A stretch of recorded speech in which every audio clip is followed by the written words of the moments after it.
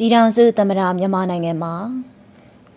လွတ်လပ်၍တရားမျှတသောပါတီစုံဒီမိုကရေစီထွေထွေရွေးကောက်ပွဲကျင်းပပြီးပြည်သူများတခဲနဲ့ဆန္ဒမဲပေးရွေးချယ်ခဲ့တဲ့ဒီမိုကရေစီဆိုရဖွဲ့စည်းတာဝန်ယူပြီးနောက်နိုင်ငံတော်သမ္မတဦးမင်းအောင်လှိုင်ဦးဆောင်မှုဖြင့်နိုင်ငံတော်အားဒီမိုကရေစီလမ်းကြောင်းပေါ်မှာခိုင်ခိုင်မာမာဖြင့်ဆက်လက်လျှောက်လှမ်းနေချိန်မှာ2020ပြည့်နှစ်က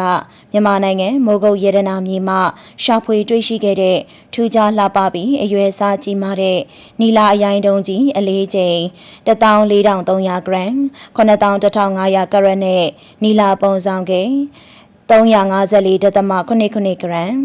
1983.85 ကရက်တို့အားနိုင်ငံတော်ထံသို့လာရောက်အပ်နှံခဲ့ပါတယ်။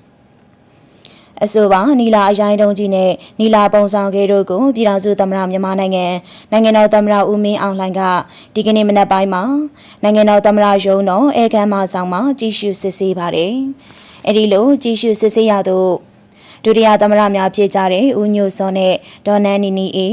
ပြည်သူ့လွှတ်တော်ဥက္ကဋ္ဌဦးခင်ရီအမျိုးသားလွှတ်တော်ဥက္ကဋ္ဌဦးအောင်လင်းတွေနိုင်ငံတော်သမ္မတရုံးပြည်ထောင်စုဝန်ကြီးဦးခင်မောင်ရီတယံဇာတာနယ်သဘာပတ်ဝန်းကျင်ထိန်းသိမ်းရေးဝန်ကြီးဌာန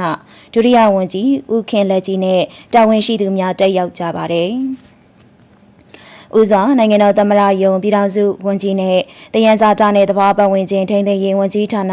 ဒုတိယဝန်ကြီးတို့ကနီလာအရိုင်းတုံးကြီးနဲ့နီလာပုံဆောင်ကတို့ရဲ့အချက်လက်များနဲ့ပတ်သက်ပြီးနိုင်ငံတော်သမ္မတနဲ့တက်ရောက်လာကြသူများကိုရှင်းလင်းတင်ပြပါတယ်။အဲဒီနောက်နိုင်ငံတော်သမ္မတနဲ့အခမ်းအနားတက်ရောက်လာကြသူများသည်နီလာအရိုင်းတုံးကြီးနဲ့နီလာပုံဆောင်ကတို့ကိုကြည့်ရှုစစ်ဆေးကြပါတယ်။ရခင်2009ခုနှစ်မှာအလေးချိန်11,889 ဂရမ်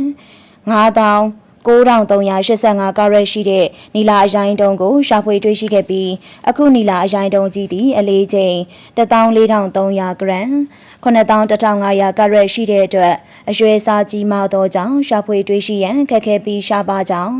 အပြာရင်ရောင်ဖြစ်ပြီးအလင်းပေါက်မှုအနေဖြင့်အလင်းမှုံအဆင့်ရှိပြီးပြုပြင်ထားခြင်းမရှိတဲ့သဘာဝအတိုင်းရှိတဲ့နီလာရိုင်းတုံးကြီးဖြစ်ကြောင်းသိရှိရပါတယ်ရှင်။